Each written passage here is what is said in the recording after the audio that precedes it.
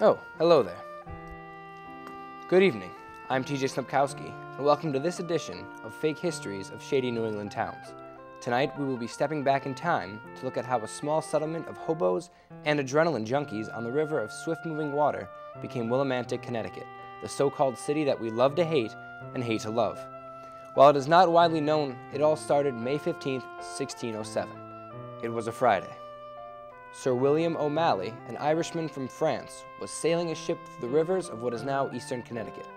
Around noon, he decided that he was going to dock and settle for the night. His crew of degenerates and felons quickly unloaded and set up camp. One night turned into a lifetime, and the small settlement Sir William O'Malley started became Willimantic. It was obviously named after O'Malley because his first name was William, and well, he was a man. Within the first week, the settlers of Willimantic found frogs on the riverbanks. These frogs had almost supernatural powers. They were very large, strong, and when licked, they allowed men to work for days without food or rest. Once the crew from O'Malley's boat realized the immense power licking the frogs created, they decided to build a more comfortable living situation. A small city was constructed within the first month. This city was complete with a public library, a local biker bar, a restaurant that served authentic Mexican food, and a church. Willimantic is actually the second settlement ever in what is now the United States of America.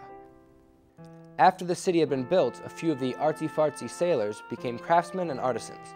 One became a watchmaker, specializing in watches so large that they would never fit on any man's wrist. Another discovered electricity and how to create colored lights.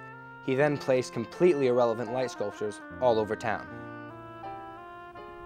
Todd Walnut even set up shop as a painter.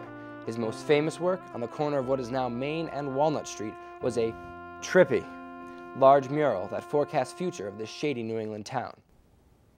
Since that fateful day back in 1607, not much has changed. The state of Connecticut has banned the licking of these freakish frogs found on the banks of the river and sentences any local partaking in the misuse of the four-legged hopping creatures to 15 years in prison.